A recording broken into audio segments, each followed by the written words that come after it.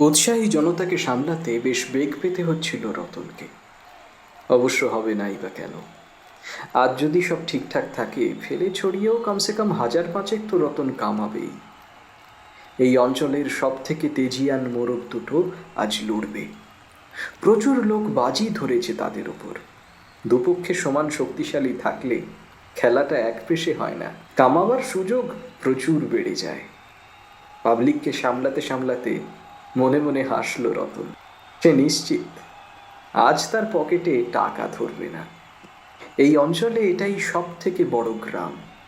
প্রতি বুধবার এই গ্রামে হাট বসে। লোকে লোকারণ্য হয়ে যায় হাটতলা। তবে বিকিকিনির টানে যত না, তার থেকে অনেক বেশি লোক জড়ো হয় মোরগের লড়াই দেখতে। এই গ্রামের হাটের এটাই বৈশিষ্ট্য, মোরগ লড়াই। ৮ থেকে ৮০, গরিব থেকে বড় লোক সবাই সাধ্যমতো বাজি ধরে। ঘণ্টাখানেকের এই মোরগ লড়াইয়ের আসরে লিফলেটের মতো ওড়ে টাকা। হাজার হাজার টাকা মুহূর্তে হাত বদল হয়। বড় লোক মুহূর্তে নিঃস্ব, গরিব মুহূর্তে বড় লোক হয়ে যায়। আর এসবের মাঝে দাঁও মারে রতন। সে এই আসরের হোতা। নন্দু আর শিবা তার ডান হাত আর বাঁ হাত। এই তিনজন মিলে নয় নয় করে প্রায় ২.৫ বছর ধরে এই মোরগের লড়াই চালিয়ে যাচ্ছে। জয়ী মোরগের মালিকের গলায় ওঠে টাকার মালা, আর পরাজিত মোরগ হাটে কোনো এক মাংসের দোকানে দায়ের তলায় চাপা পড়ে। পরাজিত মোরগের মালিক মুখ চুন করে বাড়ি ফেরে। লড়াইয়ের জায়গাটা একটা বর্গক্ষেত্রের মতো, অনেকটা দড়ি ছাড়া বক্সিং রিং দেখতে যেমন লাগে তেমন। দুটো কোণে মোরগ নিয়ে মোরগের মালিকেরা বসে, মাঝে লড়াই করে মোরগ দুটো। আর কোণ থেকে সমানে মালিকেরা তাতিয়ে যায়। পাবলিক তো আছেই। যখন লড়াই শেষ হয় তখন লালচে হলুদ মাটি রক্তে ভিজে গাঢ় লাল হয়ে ওঠে। চাপ চাপ রক্ত এই লড়াইয়ের সাক্ষী হয়ে মাটিতে রয়ে যায়। আর চোখে মালিক দুজনের দিকে তাকালো রতন। একজনের বয়স ৩০-৩২ বছর, আর দ্বিতীয়জন ৫০। মোরগ দুটোকেও দেখল রতন, একটা কালো একটা লাল। কার গলায় টাকার মালা আর কার গলায় কসাইয়ের তা পড়বে ওপরওয়ালাই জানে।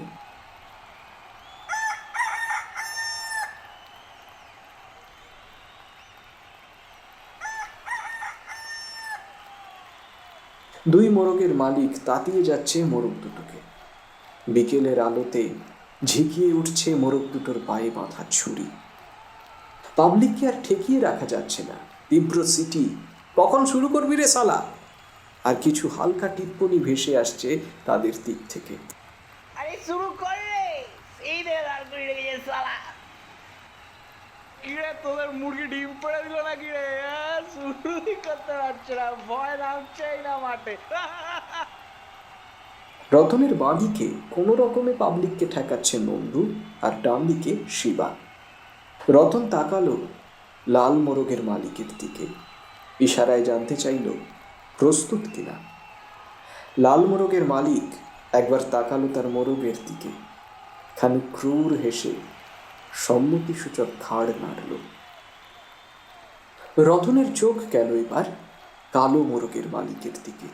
পরম মমতায় গলার ঝুঁটিটাতে হাত বুলিয়ে দিচ্ছে ৫০ প্রৌঢ়। চোখে চোখ পড়তে রতন ইশারা করল, প্রস্তুত।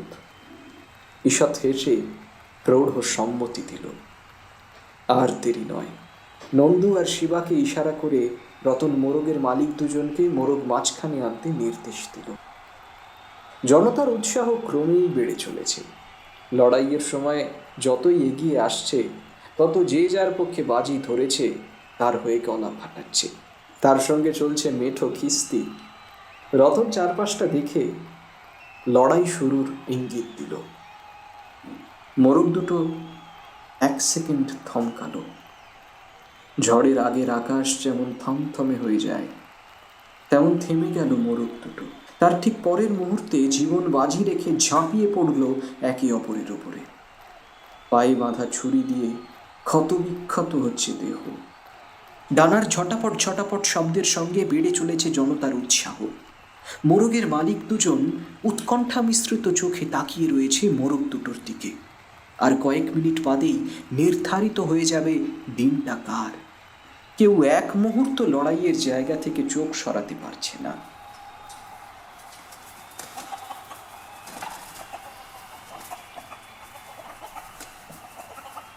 মোরগ দুটো কেউ কাউকে ছাড়তে রাজি নয়, যেন বহু জন্মের শত্রুতা তাদের, বহু জন্মের প্রতিশোধ নেওয়া বাকি। কয়েকটা উৎকণ্ঠার মুহূর্ত কাটার পর লাল মোরগটা যেন একটু ক্লান্ত হয়েই অসাবধান হলো।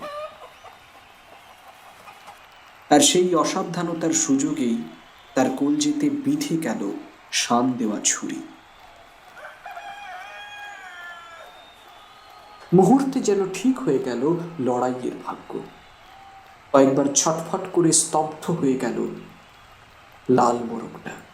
জনতার একাংশ হাহাকার করে উঠল, আর বাকিরা লটারি জেতার মতো লাফিয়ে উঠল। কালো মোরগের মালিক পঞ্চাশোর্ধ্ব প্রৌঢ়ের মুখে বিজয়ের হাসি, আর দ্বিতীয়জন মাথায় হাত দিয়ে শূন্য দৃষ্টিতে মোরগটার দিকে তাকিয়ে রইল।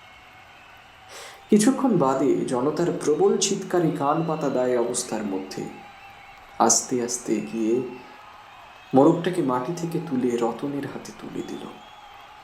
নন্দু আর শিবা তখন টাকা সংগ্রহ করতে ব্যস্ত। ওদিকে পাবলিকের মধ্যে যারা জিতেছে তাদের উৎসাহ উত্তরোত্তর বেড়ে চলেছে। বিকেলের পড়ন্ত রোদে রাজা রাজড়ার মতো দেখাচ্ছে রণক্লান্ত ক্ষতবিক্ষত কালো মোরগটাকে। গলার পেশি ফুলিয়ে সে জয়োল্লাস ছাড়ল।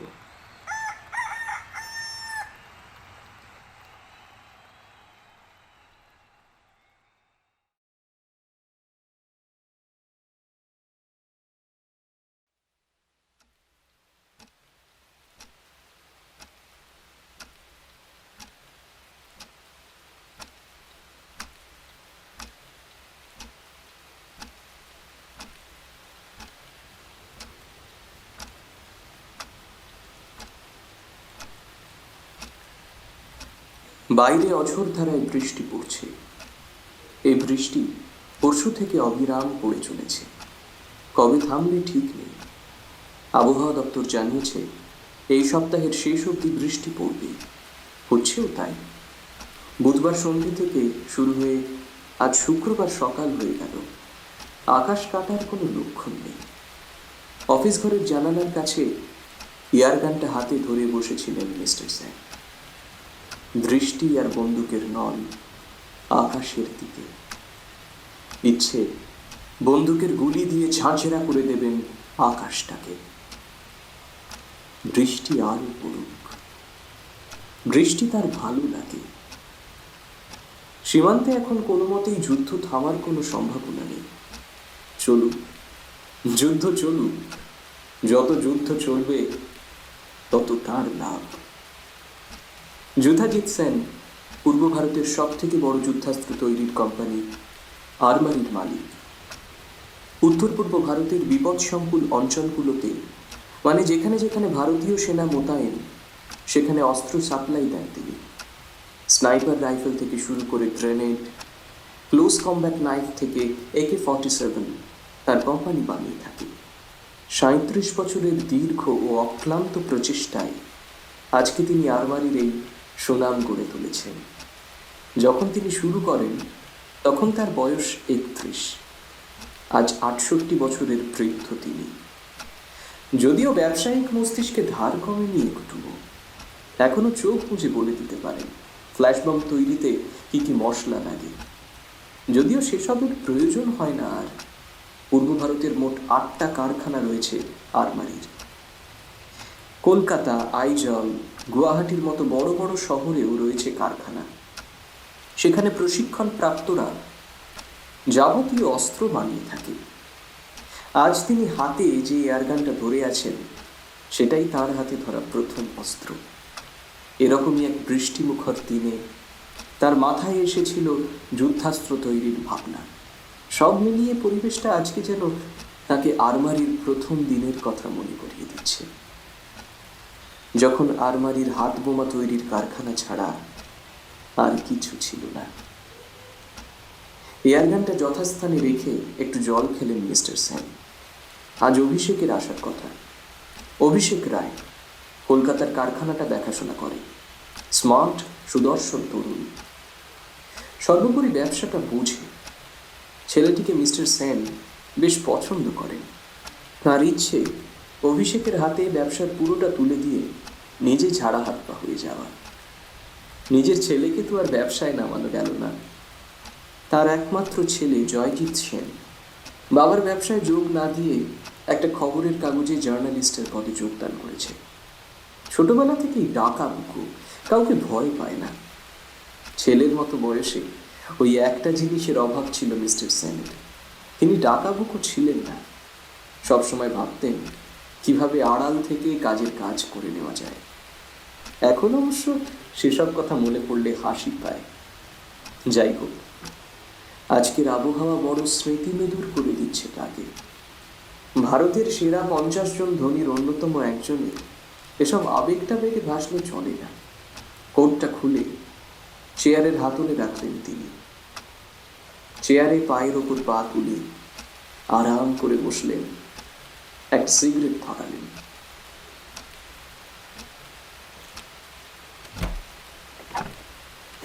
May I come in, sir? Hare Abhishek, man, come in. So, how are you, young man? আচ্ছা, কাজের চাপে আসতে না পারো, মাঝে মাঝে ফোন করে তো এই বুড়োটার খবর নিতে পারো নাকি? হ্যাঁ, এক্সট্রিমলি সরি স্যার। আসলে বুঝতেই তো পারছেন, নর্থ ইস্ট রিজিয়নে আর্মসের যা ডিমান্ড। আরে I was joking. I completely understand your pressure, young man. তো কাজকর্ম কেমন চলছে? Yes sir, this is the report. Sir, last week আমরা নর্থ ইস্ট রিজিয়নে প্রচুর পরিমাণে AK-47 সাপ্লাই দিয়েছি। It's an all time record of armoury. AK-47 এর পরই রয়েছে হ্যান্ড গ্রেনেড। আর স্যার আমাদের কাছে অর্ডার এসছে আরও কিছু AK-47 সাপ্লাই দেওয়ার, সেগুলোর কাজ চলছে। আরে এক্সেলেন্ট। আমার তোমার উপর পুরোপুরি ভরসা আছে অভিষেক। সেই জন্যই তো একটা সিদ্ধান্তে এসেছি। সেই কারণেই তোমাকে ডেকে পাঠালাম আজকে। কি স্যার? শোনো অভিষেক, I want you to run the company after my retirement. আমি তোমার হাতেই কোম্পানির দায়িত্ব পুরোপুরি তুলে দিতে চাই। কি কি বলছেন স্যার? স্যার আমি? Why not? তুমি যেভাবে কলকাতার ফ্যাক্টরিটা ম্যানেজ করছো, to be honest, I am totally impressed with your work. কিন্তু কিন্তু স্যার স্যার আমার তো কোনো এক্সপিরিয়েন্স নেই এত বড় কোম্পানি ম্যানেজ করার। স্যার আপনি আমার মতো একজন নভিসের উপর ভরসা করবেন? আহা, আমি তো মরে যাচ্ছি না রে বাবা। I will guide you to manage the business. আর রিস্কের কথা বলছো? জানো অভিষেক, আমার বাবা ছিলেন একজন ছাপোষা কিরানি, আর আমি এই যুধাজিৎ সেন কিন্তু কোনো সোনার চামচ মুখে নিয়ে জন্মাইনি। আমাকে এই আলমারিকে গড়ে তুলতে হয়েছে। ওই যে এয়ারগানটা দেখছো, ওই এয়ারগানটা হাতে তুলেই আমার প্রথম আলমারির কথা মাথায় এসেছিল। আফটার অল, ওটাই আমার হাতে ধরা প্রথম অস্ত্র। ঠিক এরকমই একটা বৃষ্টির দিনে আমি আলমারিকে গড়ে তোলার কথা ভেবেছিলাম। আর আমি এই কোম্পানির পেছনে যা সময় দিয়েছি, পারহাপস আমার নিজের ছেলের পেছনেও দিইনি। And that's why he has become a spoiled person, simply spoiled. Yudhajit সেনের ছেলে কিনা একটা পাতি journalist. Shame on that boy.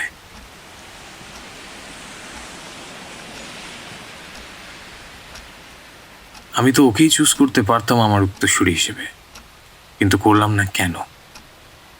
Because he doesn't deserve this post.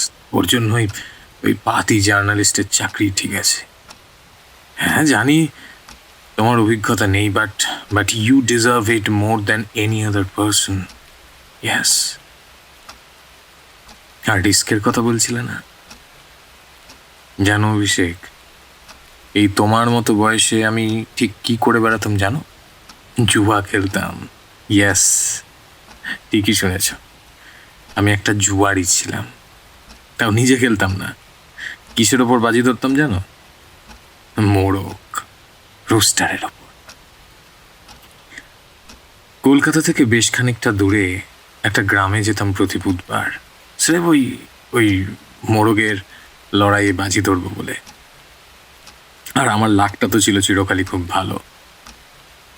আমি নিয়ার অ্যাবাউট 30টা রোস্টার ফাইটে বেট করেছি, হাজার হাজার টাকাও কামিয়েছি। রোস্টার ফাইটের মজাটা কি জানো? এখানে মোরগ দুটোর কিন্তু কোনো দোষ থাকে না। They are train to kill the opponent. তাদের নিজেদের বাঁচানোর জন্যই অপোনেন্টকে মারতে হয়।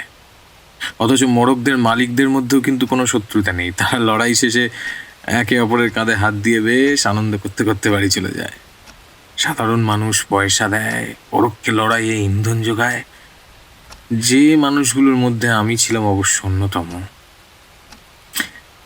এই রুস্টার ফাইটে বেট করা ছেড়ে দেওয়ার পর আমি যখন পাকাপাকিভাবে এই ব্যবসাটা শুরু করব ভাবছি, তখন ভেবে দেখেছিলাম আরো বড়, আরো লার্জ স্কেলে একটা মোরগ লড়াই চলছে গোটা বিশ্ব জুড়ে। দুটো দেশের একে অপরের কোনো শত্রুতা নেই। তাদের আর্মিকে শুধু লেলিয়ে দেওয়া হচ্ছে একে অপরের ওপর, হয় মারো নয় ফটো। আর তাদের ইন্ধন যোগাচ্ছে কারা?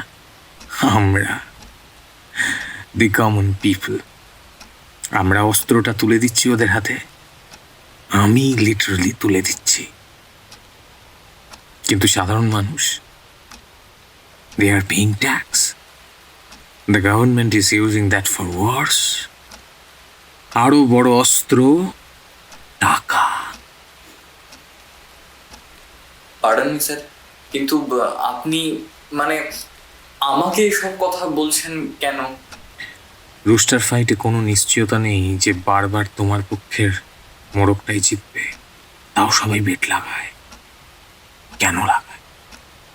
কারণ টাকা ডাবলের থেকেও ওই বুকে ছুরি গেথা রক্তাক্ত ক্ষতবিক্ষত মোরগটাকেই আসলে সবাই দেখতে চায়।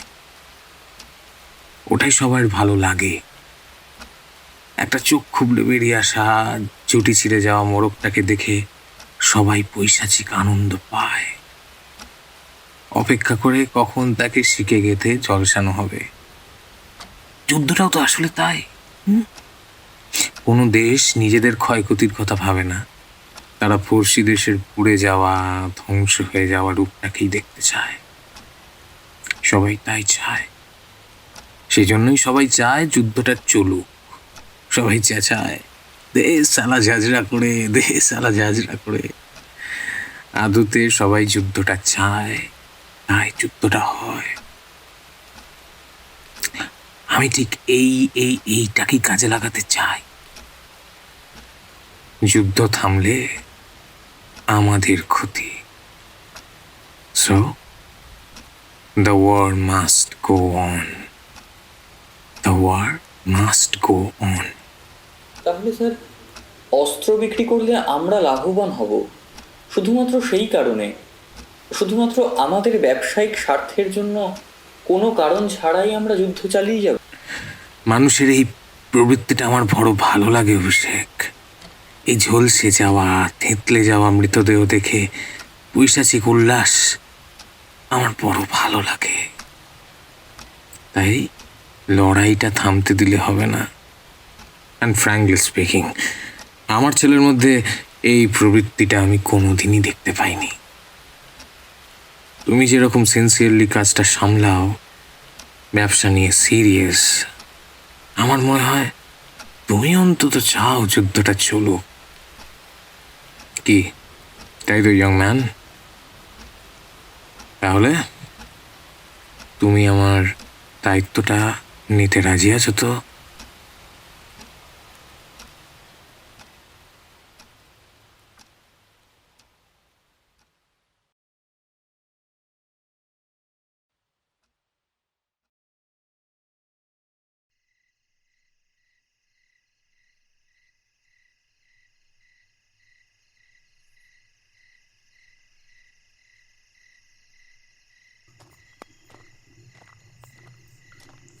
নিঝুম পাহাড়ি রাস্তাটা ধরে হাঁটছিল জয়জিৎ আর রেশম। সীমান্তের গ্রামগুলোতে বেশ কয়েকদিন ধরেই মিলিট্যান্টদের সঙ্গে সৈন্যদের একটা লড়াই চলছে। যুদ্ধের সময় গ্রামের মানুষগুলো কেমন আছে, কতটা দুশ্চিন্তা তাদের গ্রাস করেছে, সেই সব জানবার জন্যই কলকাতার এক খবরের কাগজ থেকে পাঠানো হয়েছিল জয়জিৎ আর রেশমকে। কাজটা সহজ নয়, বিশেষত যখন সর্বক্ষণ মাথায় ঝুলছে মৃত্যুর খাড়া। জয়জিৎ আর রেশম দুজনেই স্বভাবগতভাবে ডাকাবুকো।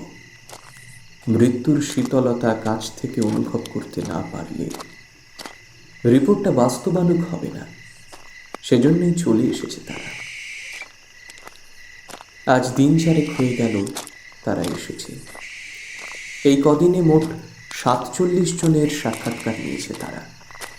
অবাক করা ব্যাপার হচ্ছে, যুদ্ধ নিয়ে কারুর মনে কোনো ভয় নেই, কারুর কণ্ঠ ভয়ার্ত নয়, কারুর কথা কেঁপে যায় না। যুদ্ধের আতঙ্ক যেন নিত্য নৈমিত্তিক হয়ে যাচ্ছে এখানে। একদল মানুষের পাখির ডাকের বদলে বোমার শব্দে ঘুম ভাঙা রেওয়াজ হয়ে যাচ্ছে। এই নির্লিপ্ততা, এই ভাবলেশহীনতা যে বহিরাগতের কাছে কতটা অস্বস্তিকর, তা কেবল জয়জিৎ আর রেশমই টের পাচ্ছে। এরা কেউ কেউ বন্ধ হয়ে যাওয়া চা বাগানের শ্রমিক ছিলেন, কেউ শহরে গিয়েছিলেন ভাগ্য ফেরাতে, হয়নি। যুদ্ধ এদের তিলে তিলে মরে যাওয়ার বদলে এক মুহূর্তে মরে যাওয়ার সুখী বিকল্পটি দেয়। সেজন্যই যুদ্ধ বহির্বিশ্বের কাছে ভয়াবহ হয়ে উঠলেও এদের অন্তত যুদ্ধ নিয়ে কোনো মাথা ব্যথা নেই। ধীরে ধীরে সন্ধে নামছে পাহাড়ে, কুয়াশার মধ্যে মিলিয়ে যাচ্ছে বিশাল ধুপি গাছগুলো। তাদের ফাঁকে ফাঁকে দেখা যাচ্ছে জোনাকির সবুজ আলো। ঝিঁঝির ডাক বাড়ছে। প্রকৃতি আর মানুষের প্রকৃতির মধ্যে কি অদ্ভুত কন্ট্রাস্ট! এখানে না এলে টের পেত না জয়জিৎ আর রেশম। ঠান্ডা বাড়ছে। রেশম মাফলারটা বার করে ভালো করে জড়ালো, তারপর একটা সিগারেট ধরালো।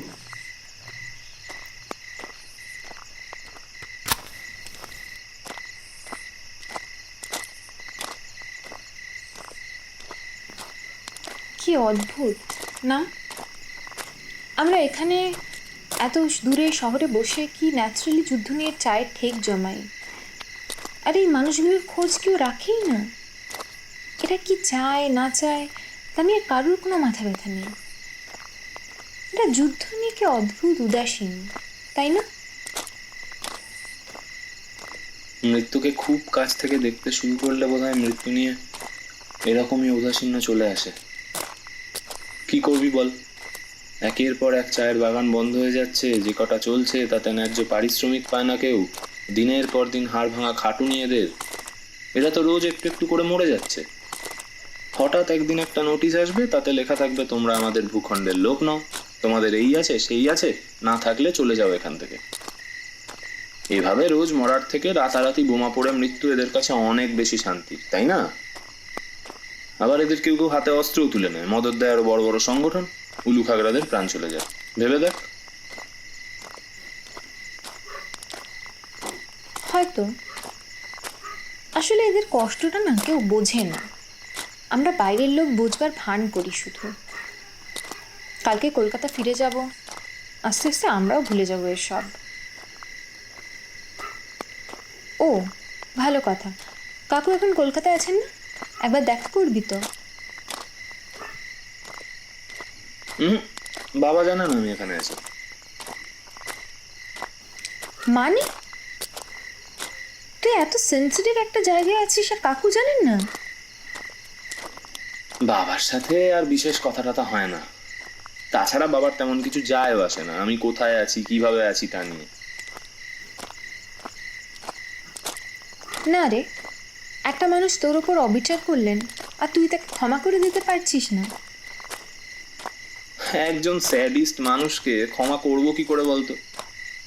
তিনি স্রেফ তার পারপাসটুকু নিয়ে থাকবেন, তার ব্যবসা চলুক বলে তিনি চান দুটো দেশের মধ্যে যুদ্ধ লেগে থাকুক। হাজার হাজার ইনোসেন্ট মানুষ মারা যাবে, কত দেশ ধ্বংস হয়ে যাবে, তা নিয়ে তার কোনো মাথা ব্যথাই নেই। না তাও তুই কেন বাবাকে ডিফেন্ড করছিস বলতো রেশম? আমি না ভীষণ ইগোইস্টিক মানুষ। বাবা নিজেকে না শোধরালে বাবার আর আমার এই ঠান্ডা লড়াই চলতেই থাকবে। এটাও তো একটা লড়াই। শুধুমাত্র বর্ডারেই যে লড়াই চলছে তা তো না, লড়াই সব সময় হচ্ছে, কখনো সেটা বাইরে, কখনো ভেতরে ভেতরে। কি জানিস তো, বর্ডারের লড়াই যদিও বা সাময়িকভাবে থামে, এই লড়াই কোনোদিনও থামবে না। This war will continue till the end of humanity. যাকগে, কাল কটায় কলকাতা নামছি? অ্যারাউন্ড 10:30, যদি না প্লেন লেট করে। চ, এখন পা চালা, হোটেলে ফিরতে হবে।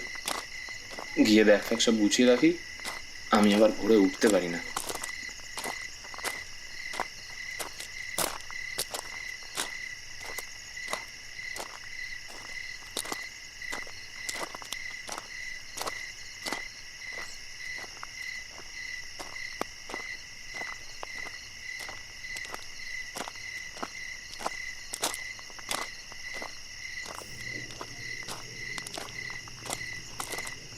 দুজনে থামে।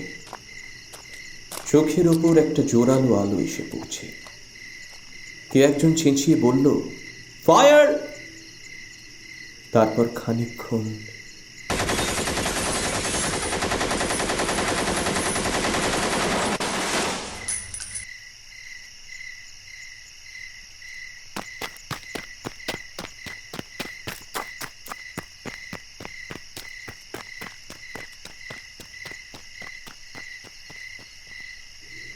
ভারী বুটের শব্দ মিলিয়ে যাচ্ছে ওপরে গ্রামগুলোর দিকে। দুটো নিস্পন্দ শরীর পড়ে রইল। একটা ভাঙা চশমা, দুটো ব্যাগ, ছিটকে বেরিয়ে পড়েছে জলের বোতলের ছিপি। জল গড়িয়ে মিশে যাচ্ছে চাপ চাপ রক্তের সঙ্গে। অনেক দূর থেকে ভেসে আসছে একটা পেঁচার ডাক।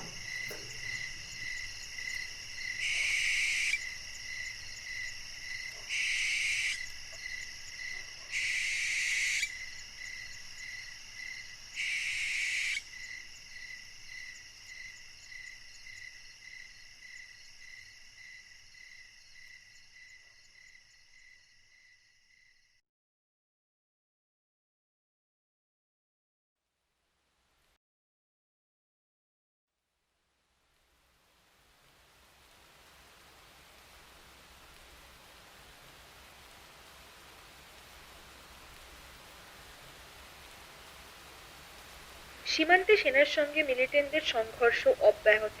গত সপ্তাহে আর্মি ক্যাম্প থেকে বেশ কিছু অস্ত্র লুট করার পর তারা এই সপ্তাহে আবার আক্রমণ করেছে। এটা স্পষ্ট, এই আক্রমণের জন্য অস্ত্র সংগ্রহ করতেই তারা গত সপ্তাহের লুটতরাজ চালায়। সেনাবাহিনীর জন্য তারা আপাতত পিছু হটতে বাধ্য হলেও তাদের ভবিষ্যৎ পরিকল্পনা নিয়ে ইতিমধ্যেই শঙ্কা প্রকাশ করেছে দেশের ওপর মহল।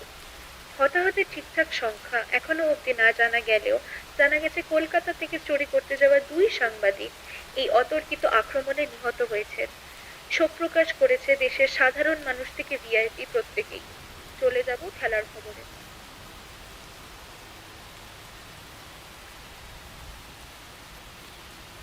অঝোর ধারায় বৃষ্টি পড়ছে। যাওয়ার আগে মরণ কামড় দিয়ে যাচ্ছে। সঙ্গে সঙ্গে চলছে কনকনে হাওয়া। গত 40 বছরে এতটা ভেজেননি যুধাজিৎ সিং। ছেলের কফিন বন্দি মৃতদেহ আপাতত পড়ে রয়েছে তার সামনে। ডালাটা খোলার মতো মনের জোর তিনি পাচ্ছেন না। তিনি জানেন ডালাটা খোলার কোনো অধিকার তার নেই। বাবা হওয়ার কোনো শর্তই তিনি পূরণ করতে পারেননি। তবু কোনো এক অপরাধ বোধ, অনুতাপ বোধ থেকে তিনি শরীরের সব শক্তি ডান হাতে জড়ো করে কফিনের ডালাটা খুললেন। ছেলের থেঁতলে যাওয়া রক্তাক্ত ক্ষতবিক্ষত শরীরটা ভেতরে, বুকের বিভিন্ন জায়গায় 4টে বুলেটের দাগ। বুলেটের দাগটা ভালো করে লক্ষ্য করতেই যেন বিদ্যুতের শক খেলেন মিস্টার সেন। এই দাগ যে তার বড় চেনা। এই দাগ ভূভারতে একটিমাত্র বুলেট থেকেই হওয়া সম্ভব, আর ওই বুলেট গোটা পৃথিবীতে তৈরি করে আর কেউ না, তার কোম্পানি আরমারি। আর পারলেন না মিস্টার সেন। ভারতের সেরা 50 জন ধনীর অন্যতম, ভারতের সব থেকে বড় যুদ্ধাস্ত্র তৈরির কোম্পানির মালিক ঝানু ব্যবসায়ী যুধাজিৎ সেন ছেলের কফিনের ওপরে ঝরঝর করে কাঁদতে কাঁদতে শুয়ে পড়লেন। ছেলেকে যেন তিনি খুন করেছেন। তার হাতেই ঝাঁঝরা হয়ে গিয়েছে তার ছেলের বুক। ঝোড়ো হাওয়া যেন পিছিয়ে নিয়ে যাচ্ছিল 40 বছর আগের দিনগুলোতে, মোরগ লড়াইয়ের দিনগুলোতে। মোরগ লড়াই শেষ হওয়ার পরের মুহূর্তগুলোতে।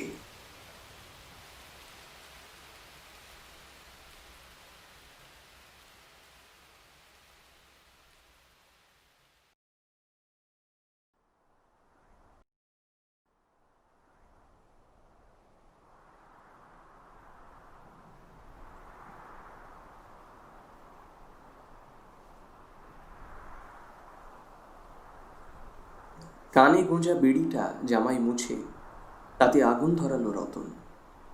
নন্দু আর শিবা টাকা গুনছে। দর্শক আর নেই, হাট ভেঙে গেছে, যে যার টাকা বুঝে বাড়ি চলে গেছে। মোরগ চলে গেছে কসাইয়ের দোকানে। বিড়িতে লম্বা টান দিয়ে উদাস গলায় রতন বলল, বুঝলিস, মুরগাই লড়াইটায় যারা জিতে তারা তো রাজা বাদশা, যারা হারে তাদেরও কিছু নাই। যাদের মুরগা তারাই বুঝে। আজকে হারার পর দেখছিলিস নাই হায়রা যাওয়া লোকটা পাহুড়টার দিকে কেমন করে ভাইলছিল? আমার না হেবি মায়া লাগছিল। হায় রে, জুয়ারিগুলো কিছু পাক না পাক, দাম দিয়া তো মুরগাটার মাংসটা খেতে পাইবে। ওই লোকটার তো সব গেল, পুষা পাহুড়টার মাংসটা কি করে মুখে উঠাবে? ছা দে, বাদ দে, টাকা পয়সা সব গুটাই নিচ্ছিস তো, চ উঠি এবার। 3 জন উঠে দাঁড়ালো, আড়মোড়া ভেঙে হাঁটা লাগালো। মোরগ লড়াইয়ের জায়গাটাতে রক্ত শুকিয়ে গেছে, তার উপরে উড়ে উড়ে এসে পড়েছে ধুলো। এদিক ওদিক পড়ে থাকা মোরগের পালকগুলো উড়ে যাচ্ছে অন্য কোথাও। সদ্য ঘটে যাওয়া লড়াইয়ের প্রমাণ মুছে যাচ্ছে। মঞ্চ তৈরি হচ্ছে সামনের সপ্তাহে নতুন লড়াইয়ের।